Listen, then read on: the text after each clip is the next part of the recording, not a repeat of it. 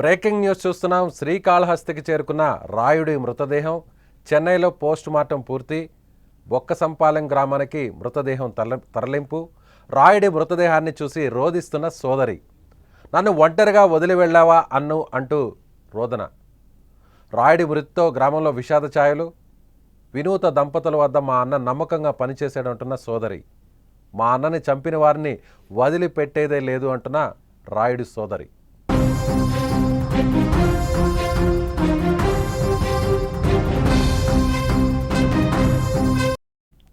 Srikalahasti Janasena incharge వినూత group చేతిలో హత్యకు గురైన శ్రీనివాసులు అలియాస్ రాయుడు మృతదేహం తన సొంత గ్రామానికి చేరుకుంది. చెన్నైలో పోస్ట్ మార్టం పూర్తయిన తర్వాత మృతదేహాన్ని బొక్కసంపాలెం గ్రామానికి తరలించారు. ఇక శ్రీనివాస్ మృతదేహం గ్రామానికి రాగానే శ్రీనివాస్ సోదరి కన్నీరు మున్నీరవుగా తలపించింది. తనకు ఇప్పటి వరకు అన్న ఉన్నవాడనే ధైర్యం ఉండేదని, ఇప్పుడు తనకు దిక్కెవరంటూ గుండెలు బాదుకొని విలపించింది. మరోపక్క రాయుడు మృతితో ఆ గ్రామంలో విషాద ఛాయలు అలుముకున్నాయి.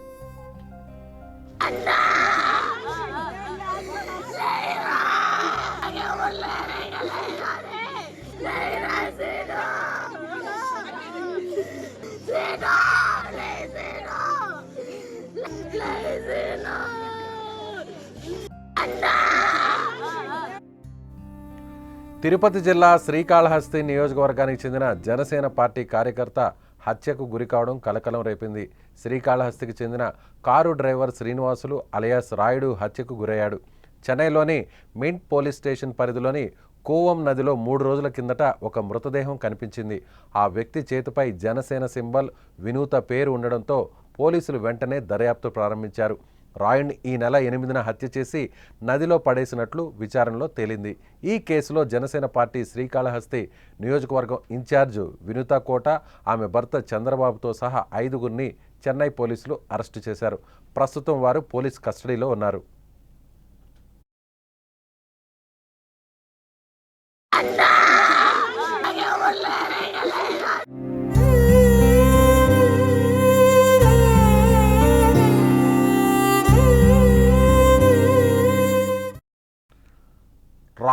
రాయుడు మృతదేహం వద్ద తన సోదరి విలపిస్తున్నటువంటి దృశ్యాలు ఇప్పుడు అందరినీ కూడా కలిచివేస్తున్నాయి. రాయుడికి ఎవరు కూడా లేరు. తల్లిదండ్రులు చిన్నప్పుడే చనిపోయారు. తన బామ్మ అలాగే సోదరి ఇద్దరు మాత్రమే ఉన్నారు. ఇటీవల వినూత దగ్గర నుంచి ఉద్యోగం నుంచి బయటకు వచ్చేసిన తర్వాత వీరిద్దరి వద్దనే ఉంటున్నాడు రాయుడు. అయితే ఇక తన అన్న వినూత దగ్గర చాలా ఏళ్ళ నుంచి పనిచేస్తున్నాడని, వారికి నమ్మిన బంటులా పనిచేసేవాడని, కానీ చివరకు వాళ్లే చంపేశారంటూ కన్నీరు పెట్టుకుంది రాయుడు సోదరి. తాము జనసేన పార్టీని నమ్ముకొని ఉన్నామని, పార్టీ తరపు నుంచి న్యాయం చేయాలంటూ పోరాటం చేస్తామని కూడా ఆమె చెబుతోంది. ఇక తను అన్నను చంపిన వినూత దంపతులతో పాటు మిగతా వారిని కూడా వదిలిపెట్టే ప్రసక్తే లేదని, కఠినంగా శిక్షించాలని రాయుడు చెల్లి డిమాండ్ చేస్తోంది.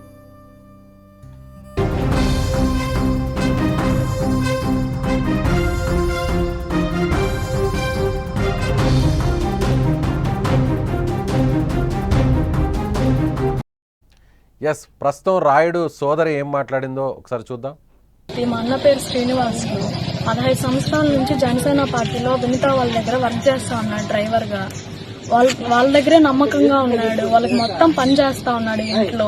ఈ మధ్యన మాకు ఒకసారి కాలు ఏదో స్లిప్ అయి కింద పడ్డాడని చెప్పి ఫోన్ చేశారు. మేము వెళ్ళాము వాళ్ళని చూడడానికి. ఏం జరిగిందని వెళ్తే వాడిని కూర్చోబెట్టి ఆ పక్క ఈ పక్క 2 మనుషులు కూర్చొని వాళ్ళ మధ్యలో కూర్చోబెట్టుకున్నారు. మాకు ఏమీ చెప్పనీ లేదు వాడిని. మాకు జస్ట్ అప్పటికి కాలు దెబ్బ తగిలిందని మాత్రమే తెలుసు మాకు. అప్పటికి లాస్ట్ కి 21వ తేదీ ఇట్లా ఇంట్లో నుంచి పంపించేసినామన్నట్టు పంపించేసి వాళ్ళే ఇదంతా చేశారు. వాళ్ళ దగ్గరే పెట్టుకున్నారు వాడిని. లాస్ట్ కి చంపేశారు. వాళ్ళే చంపేశారు వినూత వాళ్ళే. మేము వెళ్ళినప్పుడు 5 మంది అయితే ఉన్నారు. ఇప్పుడు 5 మందే బయటపడ్డారు వాడిని చంపడంలో. దీన్నైతే ఇంతటితో వదలం. మేము జనసేన పార్టీ తరఫున మేము దాన్నే నమ్ముకున్నాం. ఆ పార్టీ తరఫున మాకు న్యాయంగా జరగకుంటే మేము వేరే పార్టీ ద్వారా అయినా దీన్ని పోరాడతాం. ఇంతటితో అయితే మేము వదలం దీన్ని. మాకు ఏదో ఒక న్యాయం జరగాలి. వాళ్ళని పోలీస్ స్టేషన్ లో వేసి కొద్ది రోజుల తర్వాత వదిలేస్తే మాత్రం నెక్స్ట్ ఇంకొకరికి చేసే అవకాశం ఉంది. ఇది ఇంకొకరికి జరగకుండా చూడాలి. ఇది వాళ్ళనైతే ప్రాణాలతో వదలం మేము. వాళ్ళని కూడా ఏదో ఒకటి చేయాలి. ఇదైతే పవన్ కళ్యాణ్ గారి వరకు వెళ్ళాలి. ఇది ఆయన ఏదో ఒకటి చేయాలి. దీనికి మాకైతే న్యాయం జరగాలి దీని ద్వారా. నెక్స్ట్ వాళ్ళు బయట వచ్చినా గానీ మాకైనా గానీ ఏదో ఒకటి చేస్తారు. మేము కూలీ నాలి చేసుకుని బతికే వాళ్ళం. చెప్తున్నారంట సార్, మీ అమ్మని మీ అక్కని అందరినీ చంపేస్తారు, మీ చెల్లిని కూడా అని చెప్పినారు. రాయుడు సోదరి బాధపడుతున్నటువంటి తీరిది. తన సోదరుణ్ణి ఈ విధంగా చంపేస్తారని తాము ఊహించలేదు. జనసేన పార్టీని నమ్ముకున్నాము. జనసేన పార్టీ ఇన్ఛార్జ్ అయినటువంటి వినుత, వారి కుటుంబంలోనే తన అన్న ఉండేవాడు, నమ్ముకున్నాడు. సర్వం వాళ్లే అనుకుంటే చివరికి ఇలా తన అన్నను చంపేస్తారని కూడా ఊహించలేకపోయామని ఆమె బాధపడుతుంది. అదేవిధంగా నిన్న రిమాండ్కి వెళ్ళేటువంటి క్రమంలో వినుత, ఆమె దంపతులు, ఆమె భర్త ఇద్దరు కూడా మీడియాతో మాట్లాడుతూ అక్కడ ఉన్నటువంటి మీడియా ప్రతినిధులు వాళ్ళతో మాట్లాడేటువంటి ప్రయత్నం చేశారు. సో దీని వెనకున్నటువంటి వ్యక్తులు తెలుగుదేశం పార్టీకి సంబంధించిన స్థానిక ఎమ్మెల్యే బొజ్జల సుధీర్ రెడ్డి అంటూ కూడా ఒక సంచలన ఆరోపణ చేశారు. అన్ని విషయాలను బయట పెడతాము, ఖచ్చితంగా అన్నీ బయటకు వస్తాయంటూ కూడా ఒక సంచలనమైనటువంటి ఆరోపణలు చేశారు. వీటి గురించి తెలుసుకుందాం. ప్రస్తుతం అక్కడ పరిస్థితి ఎలా ఉంది? రాయుడు మృతదేహం సొంత గ్రామానికి చేరుకుంది.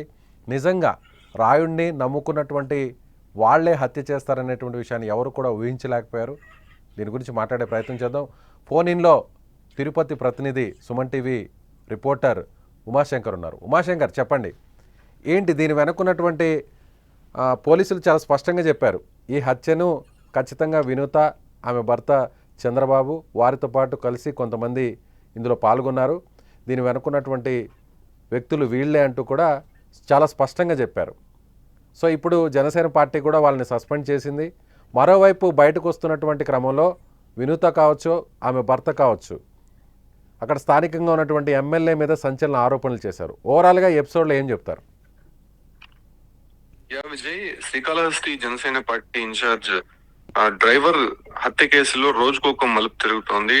అసలు నిన్న ఉదయం 3 గంటల ప్రాంతంలో చెన్నైకి సంబంధించినటువంటి 7 వీల్స్ పోలీసులు వచ్చి వినుతతో పాటు భర్త చంద్రబాబుని అదుపులోకి తీసుకున్నారు. అయితే కఠినమైనటువంటి ఆంక్షలు, అంటే వాళ్ళ దగ్గర ఉన్నటువంటి డ్రైవర్ ని దాదాపు 15 సంవత్సరాల పాటు అతను జనసేన పార్టీ సింపథైజర్, పవన్ కళ్యాణ్ అభిమానిగా ఉండడంతో వాళ్ళ దగ్గరే ఉంచుకోవడము, అతన్ని ఇంట్లో మనిషిగానే భావించి అతను అన్ని కార్యక్రమాలు కూడా అతని దగ్గరే చేయించుకోవడం.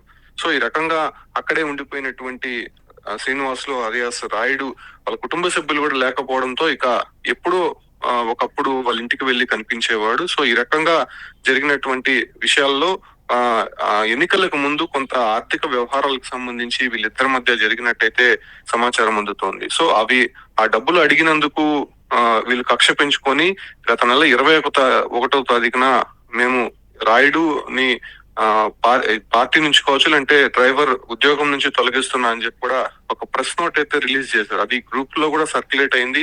అంటే వినుతతో పాటు చంద్రబాబు వీళ్ళిద్దరే దాన్ని వ్యక్తిగతంగానే సెండ్ చేశారు. ఇక పార్టీకి సంబంధించినటువంటి కార్యకర్తలు ఎవరికి కూడా విషయం తెలియనటువంటి పరిస్థితి. సో ఇవన్నీ కూడా మూసిపెట్టి ఫైనల్ గా వాళ్ళు ఒక ప్రెస్ నోట్ రిలీజ్ చేసిన దాంతో తమ వ్యక్తిగత సంబంధించినటువంటి సమాచారంతో పాటు మా ప్రత్యర్థులైనటువంటి కొంతమంది దగ్గరికి మా సమాచారాన్ని అందజేస్తున్నాడు, వాళ్ళ దగ్గర డబ్బులు తీసుకొని మా ఒక విషయాలని వాళ్ళకి తెలియజేస్తున్నాడు అనేటువంటి ఒక మెసేజ్ ని అయితే వాళ్ళు ఫార్వర్డ్ చేశారు. సో ఇవన్నీ కూడా ఇంటర్నల్ గా జరిగినటువంటి వ్యవహారాలు. అయితే ఈ నెల 8వ తారీఖున ఒక గోదాం, అంటే ఏర్పేట దగ్గర ఉన్నటువంటి ఒక ప్రాంతంలో అతన్ని తీసుకుని వెళ్లి చిత్రహింసలకు గురి చేసినట్టు పోలీసులు ప్రాథమికంగా అయితే కొద్దిగా అంచనాకు వచ్చారు. ఆ తర్వాత వినుతకు సంబంధించినటువంటి BMW కార్ లో అతని మృతదేహాన్ని తీసుకుని వెళ్లారు.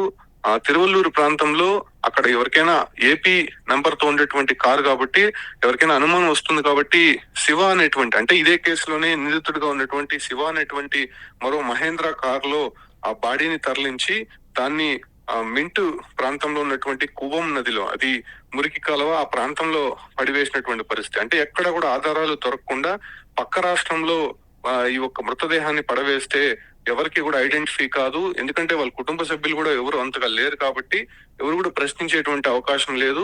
అందులోనూ గత నెలలోనే విధుల నుంచి తొలగించాం కాబట్టి అతని గురించి మనమల్ని అడిగేటువంటి అవకాశం లేదనేటువంటి ఒక ఆలోచనతో వీళ్ళు ఈ ప్రయత్నం అయితే చేసినట్టుగా తెలుస్తుంది. దీంతో పోలీసులు ఆ ఒక అన్ఐడెంటిఫైడ్ భారీగా మొదటగా గుర్తించారు. తర్వాత ఉమాశంకర్ అయితే ఓకే, ఇదంతా కూడా పోలీసులు ఖచ్చితంగా వీళ్లే చేశారని ఆధారాలతో సహా రుజువైందని కూడా చెప్తున్నారు. అరెస్ట్ చేశారు, రిమాండ్ కూడా పంపారు. కానీ ఇక్కడ వీళ్ళు వినుత, ఆమె భర్త ఇద్దరు కూడా రిమాండ్కి వెళ్లే క్రమంలో ఒక సంచలనమైనటువంటి ఆరోపణలు చేసింది. స్థానిక ఎమ్మెల్యేకి ఇందుకు సంబంధం ఉంది, సో అన్ని విషయాలను బయట పెడతాం, దీని వెనక ఎమ్మెల్యే ఉన్నారంటూ కూడా ఒక ఆరోపణ చేశారు. దాని గురించి ఏమంటారు?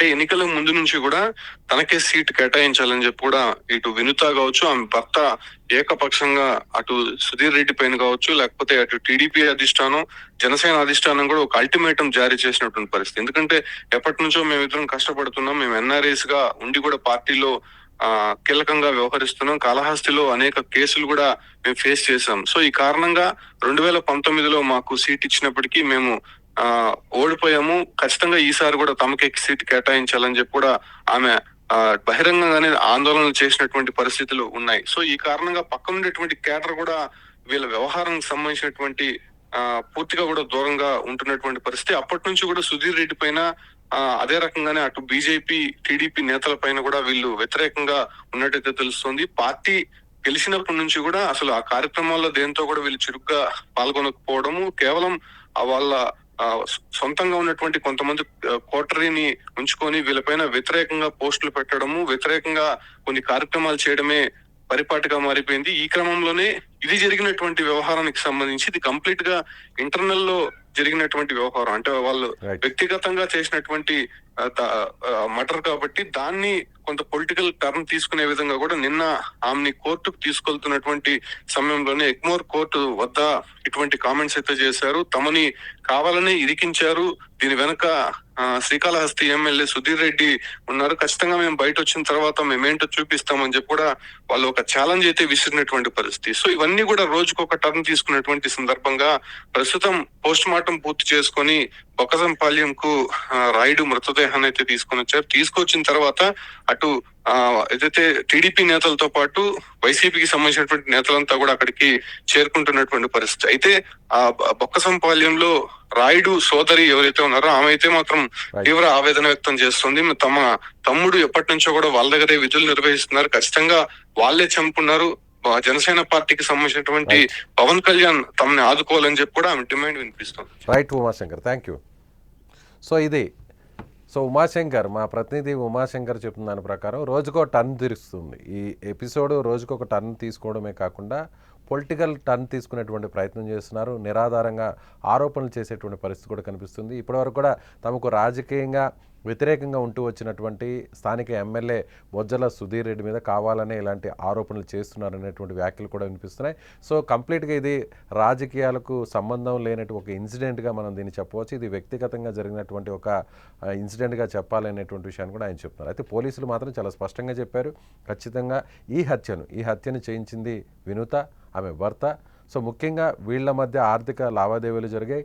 అలాగే ఎవరైతే శ్రీను అలియాస్ రాయుడుకు సంబంధించినటువంటి కొంత భూమిని కూడా ఎన్నికలకు ముందు అమ్మారు, ఆ భూమిని అమ్మడం ద్వారా వచ్చినటువంటి అమౌంట్ను కూడా రాయుడు వినుత కుటుంబానికి దంపతులకు ఇచ్చారు. సో ఆ డబ్బును అడగడం వల్ల అలాగే వీళ్లకు సంబంధించినటువంటి వ్యక్తిగత సమాచారాన్ని ప్రత్యర్థులకు చేరవేస్తున్నాడు అనేటువంటి ఉద్దేశంతోనే విధుల నుంచి తొలగించారు. ఆ తర్వాత కొన్ని రోజుల్లోనే ఇతను హత్యకు గురయ్యాడు. ఆ హత్య కూడా వీరే చేశారు అనేటువంటి ఆధారాలతో పోలీసులు అరెస్ట్ చేసి ప్రస్తుతం రిమాండ్కి పంపారు. ప్రస్తుతం అతను డెడ్ బాడీ గ్రామానికి చేరుకుంది, తన సోదరి అక్కడ విలిపిస్తోంది. ఖచ్చితంగా విచారించాలి, పవన్ కళ్యాణ్ కూడా దీంట్లో చొరవ చూపాలి, ఖచ్చితంగా వీరిద్దరిని వదిలిపెట్టకూడదు, ఖచ్చితంగా శిక్షించాలంటూ కూడా వాళ్ళు డిమాండ్ చేస్తున్నారు.